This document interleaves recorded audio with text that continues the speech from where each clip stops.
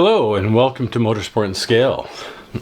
Today I'd like to introduce the latest project on the bench, which we're going to do a bit of a video series here on, and that's, as you can see, the Model Factory Hiro 917K 71. This is the Le Mans winner for that year.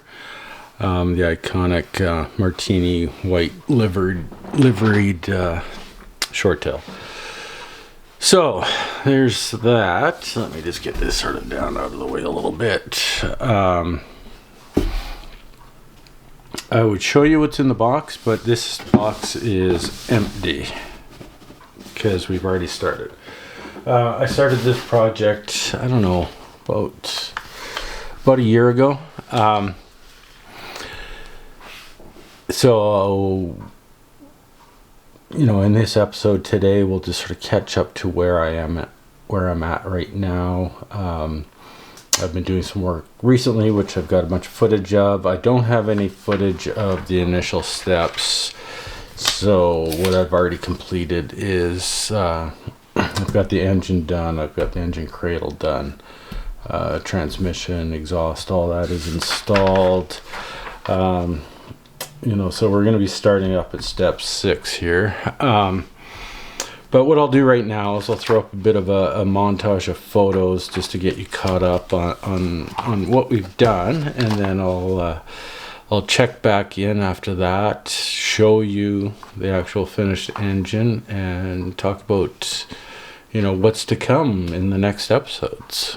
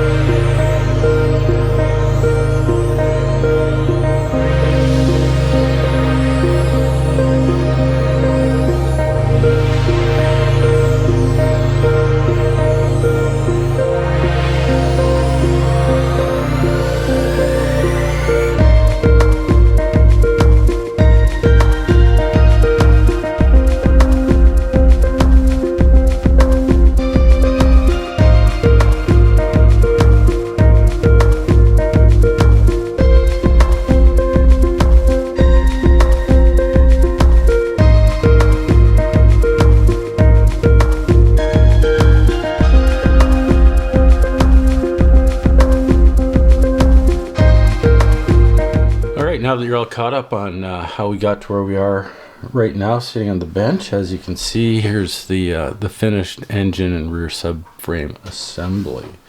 Lots of work. I had some challenges along the way on this one. I don't know if you can see that the engine is actually loose in here right now, and that's alluding to the problem that I have. I'll just show you. I think some of the pictures kind of showed it, but I'll talk about that a little bit here. Is the engine is actually shorter than, you know, the spacing for mounting it. So what I'm assuming has gone on is the resin has shrunk, or the molds have shrunk for the engine block, so it's physically shorter. It's about, I think, 1.5 mm too short. So, you know, obviously that created some questionability about which way should I actually mount this, you know, all the way forward, all the way back, because there's a mounting point it sucks up at the front here. You can see that bolt right there that will mount it to the bulkhead and pulls the engine forward. But then there's another mounting point here, which, you know, obviously that spacing is wrong. So that's the major issue that I had with this. I have it loose right now so that when I have this installed, I can then center the engine after the fact. Because what's critical about this is the rear section has the opening for the air intake. So it's quite critical that alignment is proper if you want the rear bodywork to fit on this properly. So, you know, the fan's just right there. You know, so it's a little problematic, and you know, my approach on this kit wasn't the best initially. I'd done a bit of initial dry fitting, but I didn't go through far enough to identify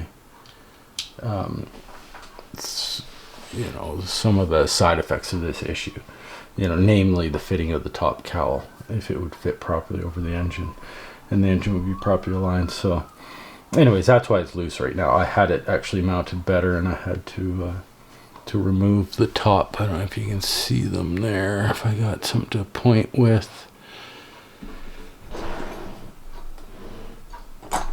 But these here are the top motor mounts, or the rear motor mounts that bolt in from the top. There's screws underneath those covers there, so I've actually removed those screws so that it floats like this. And I'll probably won't put them back in.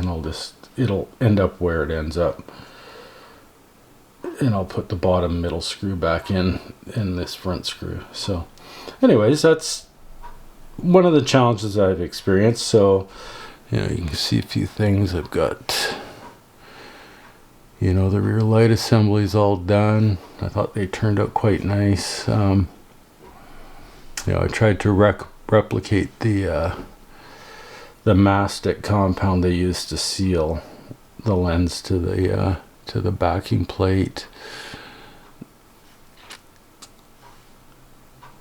with I used epoxy putty for that. Just the Tamiya stuff, and the color actually it's just the raw color of the epoxy replicates that quite nicely, actually. So anyways, that's where we're at with this. So where we're going from here is I've done a bunch of work on the further fitting of the body, getting it ready for the steps that come ahead. So in the future episodes here, we'll take a bit of a look at my dry fitting, my methodology, the sort of the strategy and approach that I take in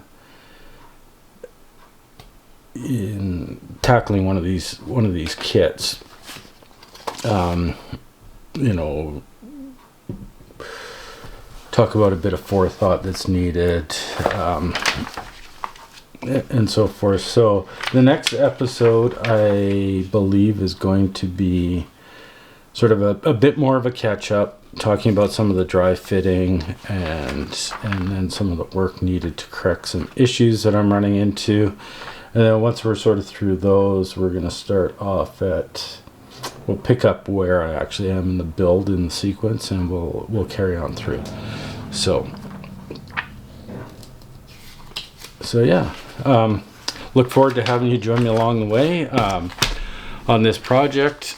Look forward to sort of sharing my approach, how I do things, what I struggle with, and we'll go from there. So thanks for joining me. Stay tuned for the next episode and take care. Bye-bye.